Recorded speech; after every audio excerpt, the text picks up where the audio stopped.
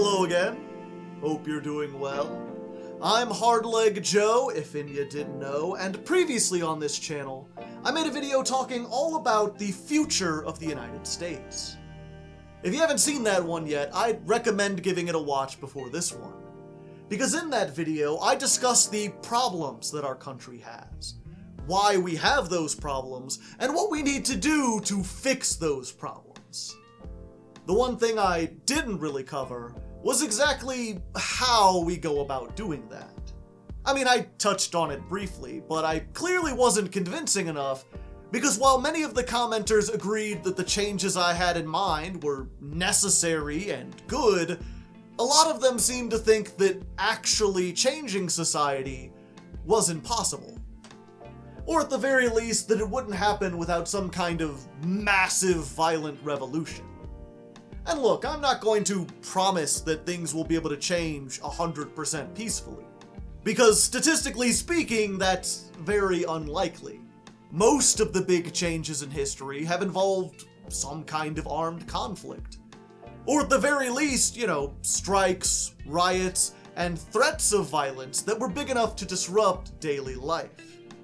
That being said, it is possible to have a peaceful revolution. It's happened before, and I think it's important to stay on that route as long as we can, because the less chaotic our transition is into a new kind of society, the less chance there is of something going catastrophically wrong, which has also happened a lot in history. So the question is, how do we do that?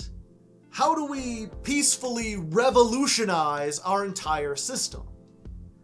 Well, there's not one singular thing that will do it. If we want change on that scale, it's going to involve moving on several different fronts at the same time, on attacking the problems from multiple directions. One front is the battle for hearts and minds. That's what I mentioned in my last video. Changing society by simply educating people on what needs to be done. The second front is electoral politics and reforming the government in general. That topic I'm going to save for a future series of videos, because dealing with actual laws can get really complicated really quickly. But the third front is relatively easy, relatively simple, ties in with the other two fronts, is something you can do right now, and it's kind of fun. So that's the front I'm going to be talking about today, and that is building community networks and providing mutual aid. So what is a community network? Well, simply put, it's a group of people, a network if you will, that's designed to help a community. Beyond that, there's not a whole lot that unifies community networks. They can be as small as 3 or 4 friends, or an interconnected web of hundreds. They can be a casual group that meets at a different place every month, or an organized club with weekly meetings. How things are run is entirely up to the people in the network, and what works best for their situation. However it's done though, there's one unifying feature of community networks, and that's a focus on mutual aid. The whole point of the group is to do something that helps or aids the community, something for the mutual benefit of everyone. For example, maybe the roads in your area are just awful because the local government isn't doing much to fix all the potholes. Your community network might decide to take a night off and just go do it yourselves. I mean, it's not a monumental task. You can buy pothole filler at most hardware stores. There are tutorials on YouTube that can teach you how to do it in a few minutes.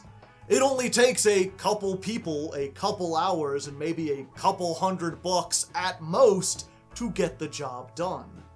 Or here's another example. Maybe you live in an apartment complex and the landlord isn't keeping up with the maintenance. Your network could take turns going to everyone's unit and fixing things up. Again, you could learn how to do it yourself online, or if your group isn't very handy, You could start a community fund for repairs. Everyone pitches in what they can, or maybe you have some kind of fundraiser, and then you use that money to pay for repairs whenever something breaks. The possibilities are endless. You could all start gardens and grow food for the community. You could stockpile store-bought food, make a little food bank in case of emergencies. You could go out and feed the homeless in your community, help the people who are at the very bottom. Or just get together and learn to cook, develop skills for the future. Skill shares are actually a big part of community networks. You don't necessarily have to make something. Simply ensuring that everyone in your group knows some first aid or some basic carpentry can go a long way towards improving your community in the long run. Because, once you have those skills, you can put them to work improving things. Learn how to sew, and you can make clothing for yourself or anyone else who needs it.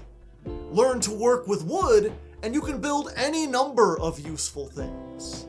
Learning as a group not only ensures that everyone learns correctly, you can check each other's work, but it can also be fun too, something that you actually enjoy doing. My point is, what you do with your network is entirely up to you and whatever your community needs. The key thing to keep in mind, though, is that this is mutual aid, not charity. Yeah, your actions will probably help people who aren't actively in your network, but you still benefit from that. In the case of filling potholes, you use those streets too. That's going to help you as much as it helps your neighbors. But let's say your network decides to garden instead. Let's say your group grows up a whole bunch of fresh vegetables. You could just keep them in the network. You could eat them yourselves. Or you could make your community a little more stable by handing them out to anyone who wants them. By doing so, your neighbors get to spend a little bit less on grocery shopping, which means they're a little less stressed and a little happier in general. And in the process, you've shown them that you and your group can be trusted, that you're out there to help. So if you need help, either personally or with a future project, they just might lend a hand. Small tangent here, but whenever I talk about this, I'll hear people say things like, well, why should I go out of my way to help people? Why should I care about improving the world? And it's like, my brother in Christ, you live in the world. Improving the world improves your life too. If your roommate's bed is on fire, it is in your best interest to help put it out, because you're in the same house. It could spread to you next. And the same is true of most problems. If someone is miserable and stressed, if the world is just beating them down, that can easily evolve from a them problem to an everyone problem. But if your neighbor is safe and happy and thinks that you're a friendly person, if your whole community is filled with people who got your back because they know that you have theirs too, then you'll never truly be alone. You'll always have some kind of support to fall back on if things go wrong. That's the promise of mutual aid. You and your network help the community when it's in need, and they'll be willing to help you when you need it. Alright, so far this sounds pretty neat and all, but it's more like a productive alternative to weekly D&D, or something to do instead of a bowling league. Not a way to revolutionize society. I said that this would help move our country in the right direction. How do community networks and mutual aid accomplish that? Well, if you missed my last video, two big changes I proposed there were social safety nets and getting rid of the market for things like food, clothing, and shelter. Now, getting the government to step in and do those things, at the moment, would be damn near impossible. And even if we could, the fact that our current government is so woefully undemocratic means that it probably wouldn't be a very good idea anyway. So the solution is, we just do it ourselves. If your community network grows food, it reduces your reliance on the market for food. If your community network stockpiles food, well, you've just created a social safety net. It's not a very big one. Depending on the size of your network, you may only be able to help out 5 or 6 people for a couple weeks. But the thing about these networks is that they tend to grow. They tend to spread. They tend to inspire copycats. Now, in an ideal world, in my utopian fantasy scenario, the spirit of cooperation and camaraderie sweeps through the nation. All across America, people free themselves from a reliance on both the government and the supply chain. Every neighborhood becomes somewhat self-sufficient, and the problems we face are effectively solved. Realistically, that won't happen, but, it's nice to dream big. In practice, I don't expect community networks to break our reliance on markets, just to weaken them, so that the other 2 fronts I mentioned earlier can move in and make headway. Like, when you lower the profits of corporations by offering a free alternative that they can't possibly compete with, not only do you lessen their political power, but you win over the hearts and minds of the people around them. You show them with real, tangible actions that, yeah, we can produce enough for everyone. We just have to all pitch in and stop worrying about getting rich. And when you make the current government look foolish by, doing its job better, you make people start to question the legitimacy of that government. In the past, that fear of looking irrelevant has spurred politicians to some pretty big actions. The reason why we have school lunch programs now is because socialists in the 60s and 70s started them as a mutual aid project. And the government was so afraid of that movement gaining popularity that they started their own program to take the spotlight off of the radicals. If modern politicians are smart, then they'll do the same thing. They'll create broad safety nets rather than let a social movement take credit for them. Because if they don't, then they open the door to be replaced. New grassroots candidates can start making headway against them. And as an added bonus, if your network is politically aligned, you can help that along. Because you can get together and use your power to campaign and canvass for those anti-establishment candidates. You can help them secure local, state, even federal elections. Make sure that the people who support safety nets and economic democracy are the ones who actually get elected. In that way, community networks are a multiplying force. They don't make a huge change on their own, but they make all the other fronts easier to fight. And they do so while improving your personal life in the process. Of course, I'm sure there's a few of you out there who still think that the only way to get real change is through some kind of revolutionary activity. And I'm here to tell you that even if that's the case, community networks are still critically important. Because let's say that you are right. Let's say that a big revolt does happen. There's a huge strike, people are in the streets, the supply chain gets shut down, dogs and cats living together, mass hysteria. What do you have to fall back on? The community network. If you have gardens or a stockpile of food, that can help you weather the tough times ahead.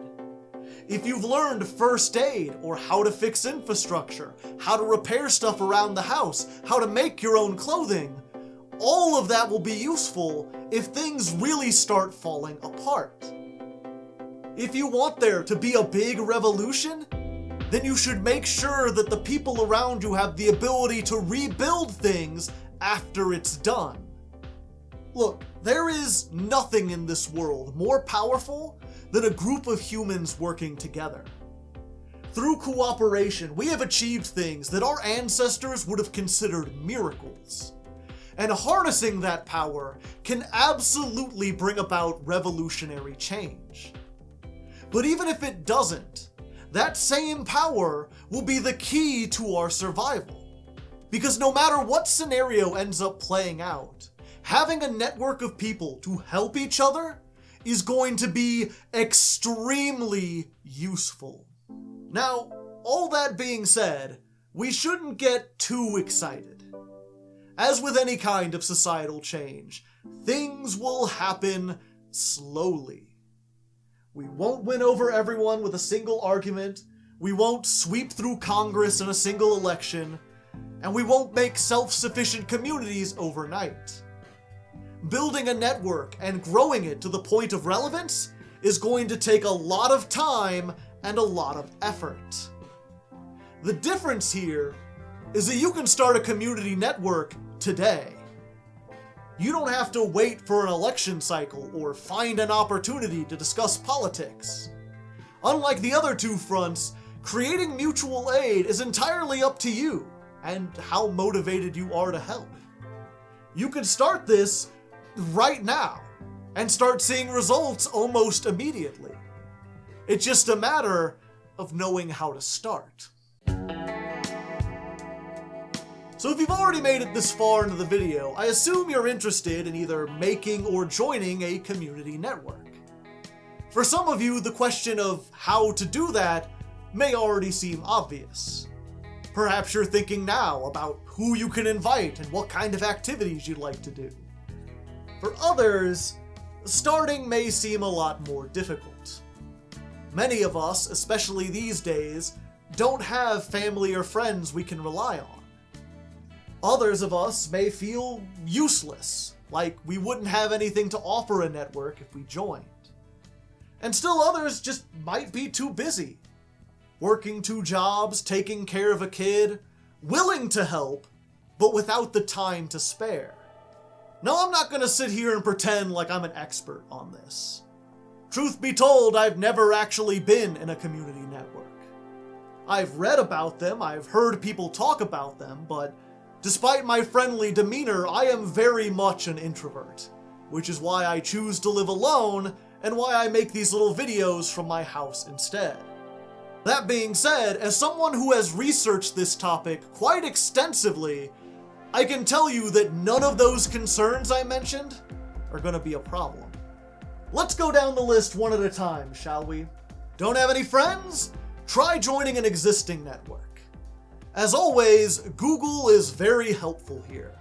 Just type in the name of your city or town along with community network or mutual aid, and you should be able to find a group nearby. There's also the Mutual Aid Hub, which lists groups all over the United States along with their contact information. I've linked them down below if you want to give it a look. If you're in a big area, there's probably several groups to choose from, and they're almost always accepting volunteers. If you're in a more rural area or simply don't like the networks nearby, you can also try looking up food banks and soup kitchens, which do similar work and attract similar people.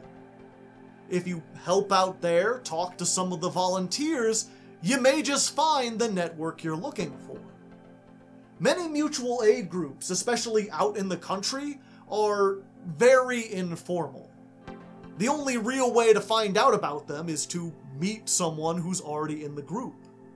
And your best chance of doing that is to go to the places where people are already helping each other and ask around.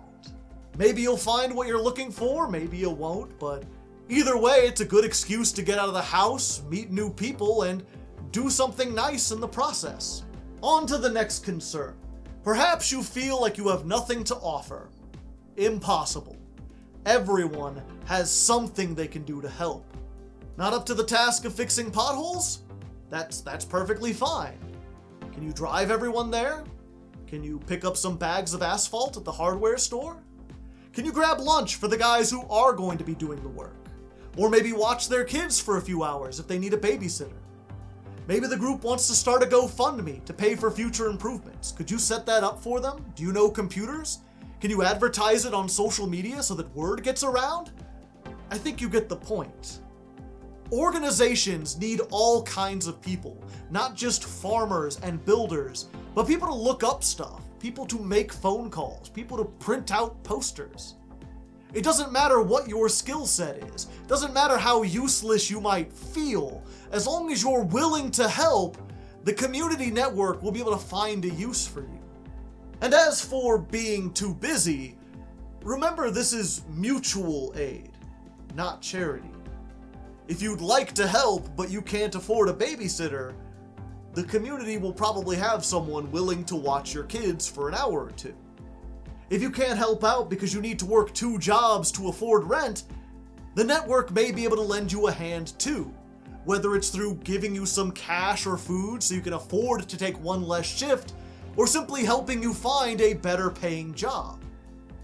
Community networks are all about improving everyone's lives through cooperation and teamwork. If you're a single parent, if you're living paycheck to paycheck, if you don't have the time for anyone else, you're exactly the kind of person that most networks are looking for. They want to help you because they know that helping you will improve the community. Many of them have been in your shoes. They know that you'll appreciate the assistance far more than anyone else. And once you're back on your feet, they know you'll be happy to help them in return. Happy to help the other people in your community who may need the same assistance. There's a popular saying that distills this idea down to a single sentence. Today you, tomorrow me. That's mutual aid in a nutshell. We all help each other out when we need it, when we can, for as long as we can. And as a result, everyone's life becomes much easier. As I said previously, I am by no means an expert on this topic. I hope that I've piqued your interest. I hope that you learned a thing or two. But I'm sure for some of you, this has been an eye-opening experience with not nearly enough information. And if that's the case, I have some good news for you. Because this particular video was inspired in large part by another YouTuber, who just also happens to be a big, friendly, bearded man. His name is Beau, and if you're at all interested in the topic of community networks and mutual aid, I would highly recommend his channel. I've left a link to it down in the description, along with a playlist of all the videos he's done on these topics. His content isn't as organized as mine is. You'll probably have to search around and watch a few videos to get all the information you need, but there's more than enough there to answer your questions and get you started looking in the right places if you want to know more. But anyway, that's about all I had for now. As always, thank you very much for watching. If you have any questions or comments, leave them down below. I'll do my best to respond. If you like this video, make sure you like it. If you'd like to see more, consider subscribing, checking out my other videos. And if you'd like to help me reach a wider audience, consider sharing these to other people who might find them useful. Otherwise, until next time, stay safe out there.